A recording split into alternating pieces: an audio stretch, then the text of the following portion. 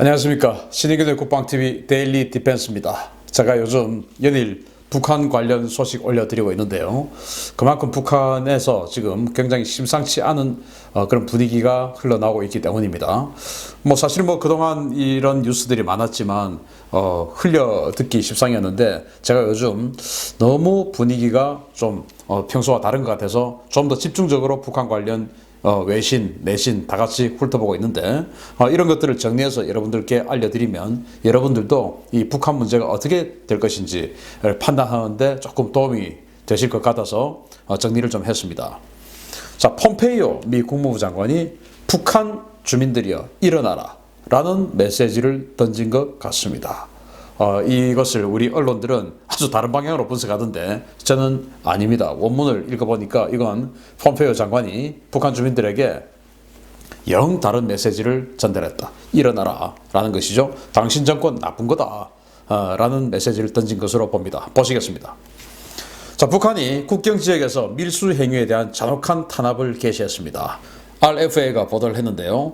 북한 국경경비대가 신형 코로나 바이러스 대응을 위해 중국 국경 지역에서 밀수를 하다가 적발된 자들을 군법으로 엄중 처단하라는 최고사령관의 명령에 따라서 생계형 밀수 상인들에게 대한 가혹한 처벌에 나섰다. 이에 따라 국경경비대가 강력한 단속을 벌이고 있으며, 최근 양강도에서 보따리 밀수를 시도하던 주민들이 국경경비대 군인들에게 심한 폭행을 당해 사경을 헤매는 등 주민들에 대한 군인들의 무자비한 폭행이 도를 넘고 있다. 주민들은 쌀값 폭등과 생계 문제로 위험을 무릅쓰고 밀수를 시도하지만 국경경비대는 잠복 초소를 2배로 늘리고 압록강으로 접근하는 주민들을 묻지도 않고 무작정 밀수꾼으로 몰아서 폭행하는 사례가 늘어서 주민들의 분노가 터지고 있다 라는 보도가 나왔습니다. 야, 국민들 안중에도 없는 그런 상황이 지금 진행되고 있는데요.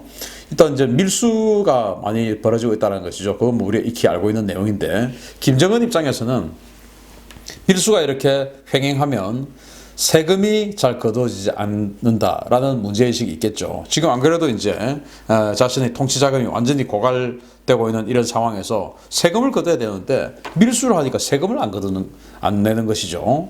그런 문제. 그리고 또 지금 이제 국경 지역을 봉쇄를 함으로써 중국으로부터 들어오는 이 전염병 감염 확산을 차단을 하고 있는데, 이 밀수꾼들이 이제 왔다 갔다 하면서 전염병을 안고 들어올 수 있다 라는 또 위기의식도 같이 동반을 하는 것이죠.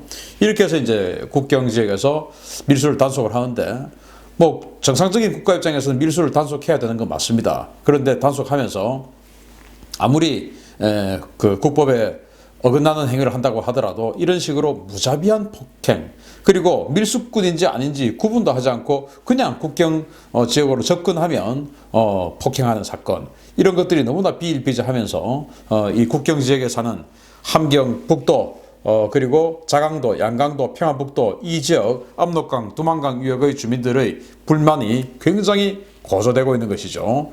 그런 상황에서 또 그런 것들을 이제 이 수입상들, 그리고 상인들을 단속하는 것을 넘어서 이제 하급 관료들까지도 때려잡고 있는 것이죠. 이제 숙청을 시작했습니다. 시범 케이스로 지금 함경 남도 지역부터 시범 케이스로 완전히 이제 스타트를 끊었는데, 여기서 이제 논리는 그거예요. 수입을 해왔으면 거기다가 그 수입 가격에 갖다 붙여서 팔면 되는데, 거기다가 무역관리국에서 마진을 붙이고 또 봉사총국도 여기에 또 마진을 붙이고 해서 가격이 애초 수입 가격보다 2배에서 3배 정도 뛰었다. 그렇게 해서 물가가 폭등했으니까 이놈들 때문에 물가가 폭등한 것이다. 이제 이렇게 이야기를 하는 것이죠. 말은 맞습니다. 그런데 이게 이제 우리 자본주의 시장경제 체제하고 여기하고의 시각차예요. 우리 자본주의 시장경제는 어떻습니까? 시장의 원리에 따라서 가격은 왔다 갔다 하는 겁니다. 수요가 많고 공급이 적으면 당연히 가격이 올라가죠. 그러나 수요보다 공급이 많으면 가격은 내려가게 되죠. 그런데 여기 지금 수요가 많은데도 불구하고 가격이 올라가는 것을 잘못됐다라고 이야기합니다. 그런데 이제 물론 잘못된 부분 굉장히 많습니다. 뭐냐? 공무원들이 여기다가 마진을 붙였다라는 겁니다. 그건 정말 잘못된 것이죠. 그러나 그 공무원들에게 물어보면 또 이럴 겁니다. 아니, 우리가 월급도 제대로 못 받고 사는데 이거 마진 안 붙이면 우리가 왜 일을 하냐. 그런데 일 안 하면 쏴 죽이기 때문에 일은 또 해야 되죠. 그래서 맞은 붙였다 나 살아야 되니까 또 이런 이야기 하는 것이죠. 그래서 국가가 이런 단속을 하려면은 공무원들이 생존할 수 있는 그런 봉급을 주고 단속을 해야 되는데 북한은 지금 그게 이루어지지 않는 상황에서 그냥 단속만 하고 있는 것이죠. 그러니까 이 하급 공무원들의 불평 불만도 완전히 급증하게 되는 그런 상황이죠. 그래서 이거 지금 북한에 굉장히 이제 사회 문제가 되고 있는데 이 와중에 전염병 문제 굉장히 심각하지 않습니까? 그래서 국제사회가 북한의 전염병을 돕기 위해서 온정의 손길을 보냅니다. 그거 참 좋은 일이에요. 자, 우리 언론들이 이렇게 보도를 했습니다. 왜냐? 스위스가 이렇게 그 지원을 하고 있기 때문에 우리도 스위스 모델로 북한에 지원 좀 하자라고 경기도, 고양시 이런 데서 막 이야기했지 않습니까? 그래서 스위스 모델 한번 보겠습니다. 스위스 외교부 산하의 개발협력청의 인도주의 지원국이 유엔 대북제재위원회에 제재 면제 신청을 받아서 북한 병원 30곳에 전달할 소독용품 키트와 보호장비 등 9만 5천 달러 상당의 물자를 북한에 보냈다. 국제 인도주의 의료단체인 국경없는 의사회가 마스크와 장갑, 손세정제와 항생제 등 의료물품이 담긴 화물을 북한에 보내 28일 아침 단둥을 거쳐 평양으로 들어갔다. 유엔 아동기금도 이달 초에 단둥에 도착했던 대북 지원 물자가 평양에 들어간 것을 확인했다. 라고 보도가 나왔는데 여기 공통점은 평양입니다. 평양. 그래서 북한의 요청을 받은 스위스 외교부는 일단 지원을 했다. 라고 그 이야기가 나왔고, 그리고 이제 이 북한의 요청과 관계없이 국경없는 의사회 여기에서는 이제 물건들을 보냈는데 평양으로 갔다. 그리고 유엔 아동기금 유니세프에서도 그 평양으로 가는 것을 확인했다라는 거예요. 자, 그런데 북한에 평양만 있습니까? 아니죠. 근데 평양에 누가 있습니까? 최고 권력자들이 있죠. 또 평양에서도 그것이 정말 시민들에게 나눠지겠습니까? 아니면은 이렇게 9만 5천 달러 사실은 뭐 되게 많은 어떤 물량은 아니죠. 이런 것들이 특권층들의 건강 유지를 위해서 갈 확률이 높겠습니까? 저는 특권층을 위해서 갔다라는 가능성이 훨씬 높다고 생각합니다. 왜냐? 바로 스위스가 이런 반응을 보였기 때문입니다. 자, 북한 주민에게 닿지 않는 국제사회 지원 방역용품입니다. 스위스 외교부는 분명히 북한의 요청에 의해서 9만 5천 달러치를 보냈어요. 그런데 이제는 안 보내겠다고 합니다. 왜냐? 이렇게 보도가 또 나왔습니다. 스위스 외교부는 북한 당국의 요청에 따라 준비했던 방역 물자 지원을 연기한다고 밝혔다.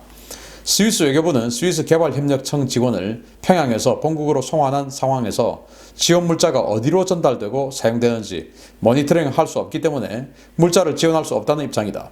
스위스 당국은 개발협력청 평양사무소 인원이 평양에 다시 상주하며 정상 업무를 개시하고 투명한 감시와 모니터링 절차 실행을 보장할 수 있을 때까지 방역물자 수송을 연기한다 라고 밝힌 겁니다. 자, 스위스, 북한과 국교도 수립되어 있는 나라죠.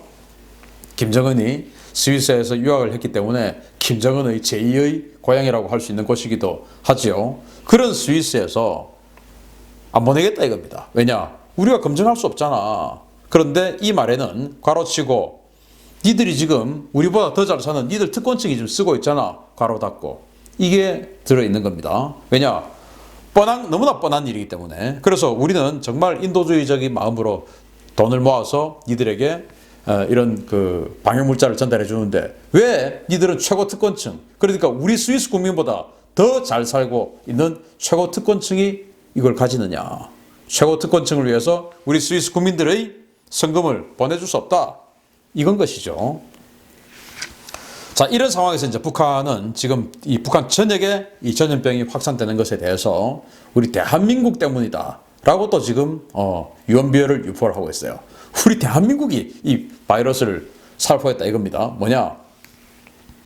북한 당국이 감염병이 한국에서 유입됐다는 내용을 주민들에게 주입 중이다. 북한 당국은 주민들을 대상으로 한 강연에서 남조선에서 풍선이나 플라스틱 통은 물론 중국에서 건너온 안기부, 괴뢰가 뿌리는 돈에 비루스를 묻혀 살포하고 있다라고 교육했다. 당국은 최근 신의주에서 감염자가 나온 것은 남조선에서 돈에 비루스를 묻혀 살포했기 때문이라면서 이런 것을 발견하면 당국에 즉시 신고하고 통제를 따르라고 강조했다. 북한 당국이 이러한 교육에 나선 것은 최근 감염 확산 사태의 책임을 한국에 전가하고 민심을 다잡기 위한 것이다 라고 데일리 NK가 보도를 했습니다. 이야, 정말 적반하장도 이분수죠.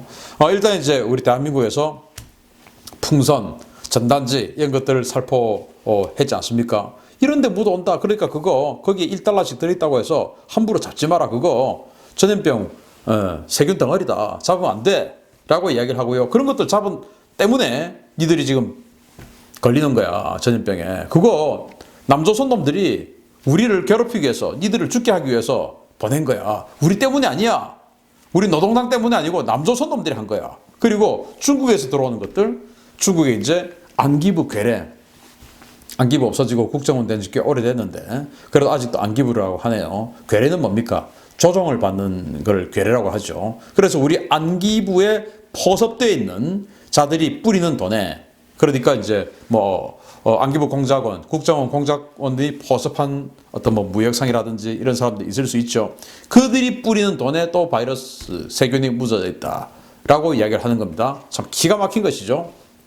그래서 결론적으로 이 남조선이 우리에게 세균전을 하는 것이다 라고 이야기를 하는 겁니다. 참 황당한 이야기를 하고 있는 것이죠. 자기네들이 능력이 없어서 사람들이 지금 죽어나가고 있는데 그 남조선 놈들이 우리를 죽이려고 세균전을 한 것이다 라고 지금 이야기를 하는 겁니다.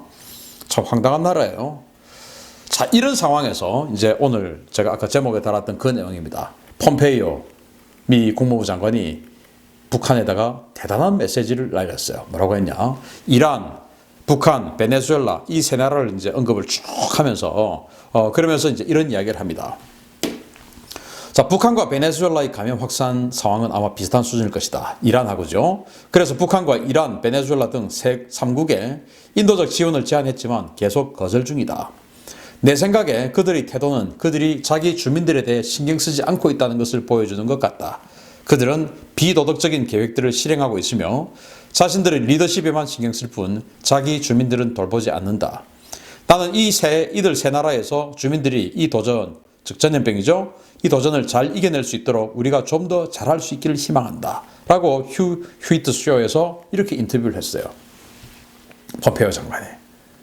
며칠 전이죠.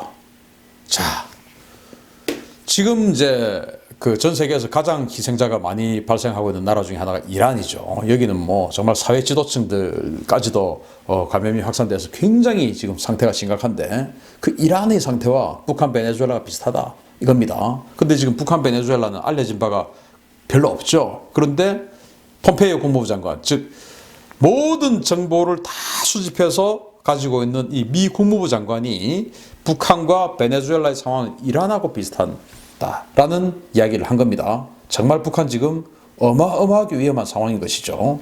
자, 그러면서 그들은 바로 북한 최고 지도자죠. 김정은과 그 김정은을 에워싸고 있는 북한의 코어 인사들이죠. 그들은 자기 주민들에 대해 신경 쓰지 않고 있다는 것을 보여준다. 여기에 이제 김정은 그리고 베네수엘라의 마두로 이렇게를 지금 이야기하는 겁니다.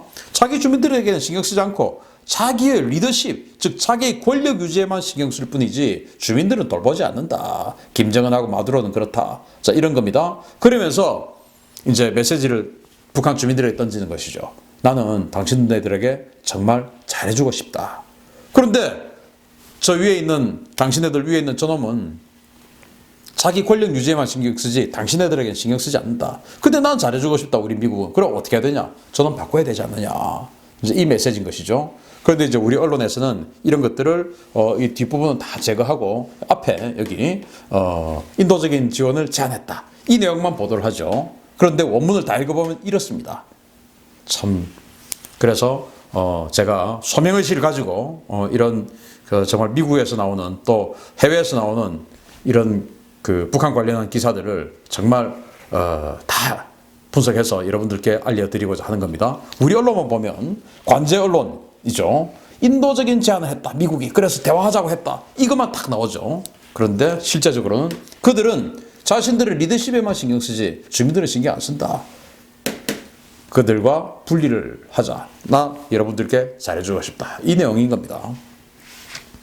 자, 그래서 폼페이오의 이런 행간이죠. 행간은 뭐냐? 북한 김정은 너하고 주민들하고 나는 분리할 거야. 이겁니다. 폼페이오 국무부 장관이 국무부 장관 되기 전에 바로 CIA 국장이었습니다. 2017년도 2017년도에 폼페이오가 국무부 장관 되기 전에 CIA 국장일 때 우리 정치인들에게 그렇게 얘기했습니다. 어느 날 갑자기 김정은이가 사라진다 하더라도 나에게 묻지 마라. 그렇게 이야기를 했었죠. 바로 그 정도로 폼페이오는 정말 대단한 강경파였어요.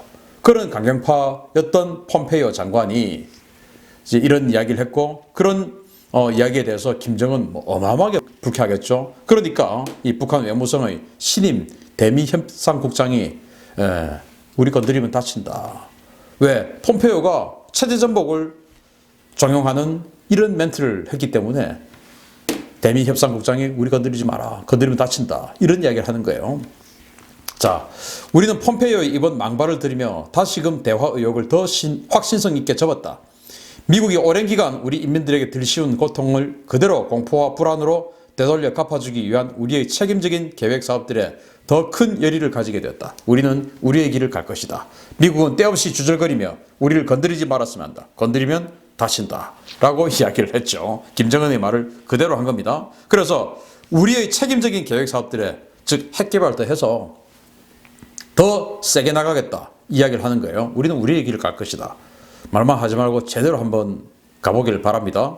그러면서 우리 건드리지 마라. 우리 체제 전복하지 마라. 라고 애걸 하는 것이죠.